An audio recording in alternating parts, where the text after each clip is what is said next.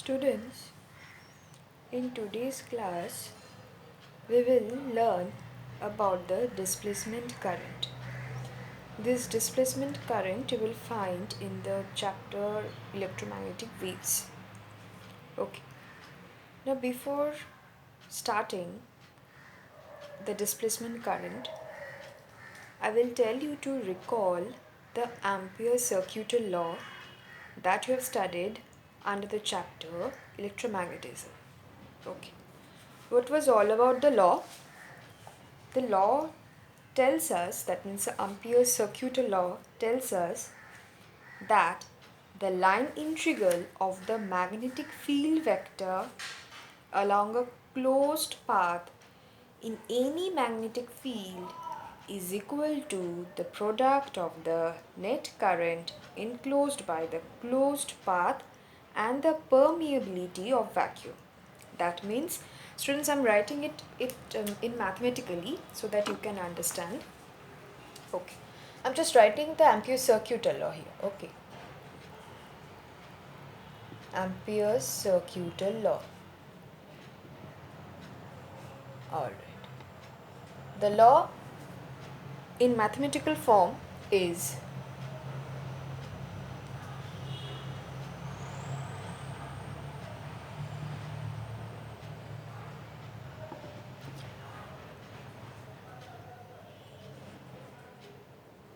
okay. Okay, I'm explaining once again mathematically. This is your current. Okay, alright.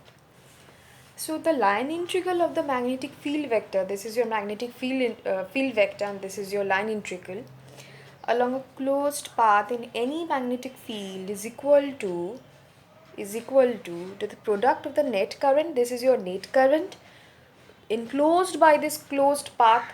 This is your net current enclosed by this closed path, and it is equal to the product of this net current and the permeability of vacuum. This is your permeability of vacuum. Okay.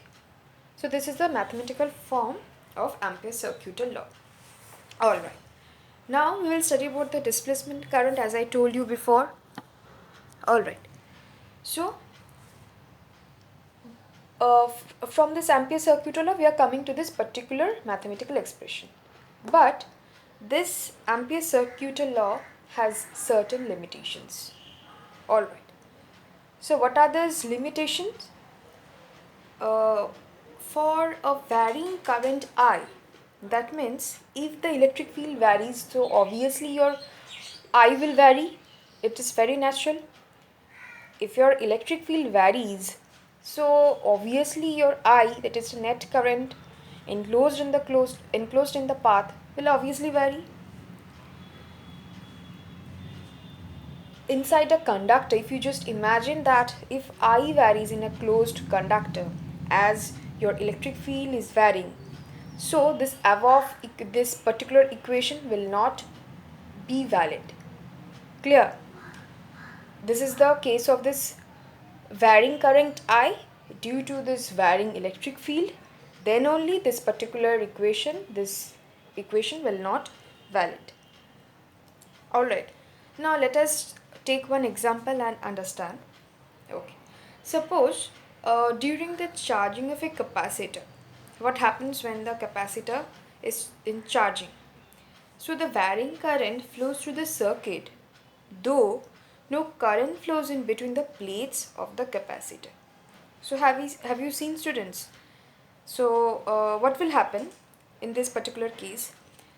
Suppose a current is about to flow through a circuit, okay, and the current is varying. The current varies, okay, but actually no current flows in between the plates of a capacitor. This is your capacitor. Just a minute. This is your capacitor, isn't it? So no current is about to flow. In actual, no current flows in between the plates of the capacitor. This is the real thing. Alright. So this particular equation, I'm terming it as equation number 1, cannot be used in such cases. the case of this capacitor that I explained just now is not valid in this particular case. Alright. Now what Maxwell did, I hope you have come across this scientist named Maxwell. Now what Maxwell did, he corrected this particular error, that means this particular error, by adding another term to the right of the equation 1. So he brought some new terms in order to correct this particular equation of amperes. Okay. So what is that additional term that he brought to us? Mu naught ID equals to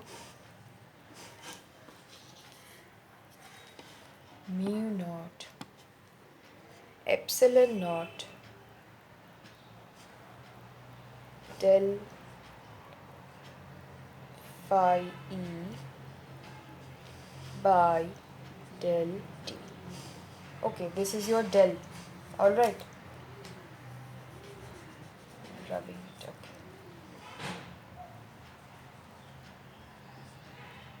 Okay. So he brought this new additional term in order to rectify the Ampere's circuital law. Alright. So what is this ID? See students, I hope all the terms you have come across in the previous chapters, but this ID is only new. What is this ID? Obviously it will be your displacement current. ID is your displacement current.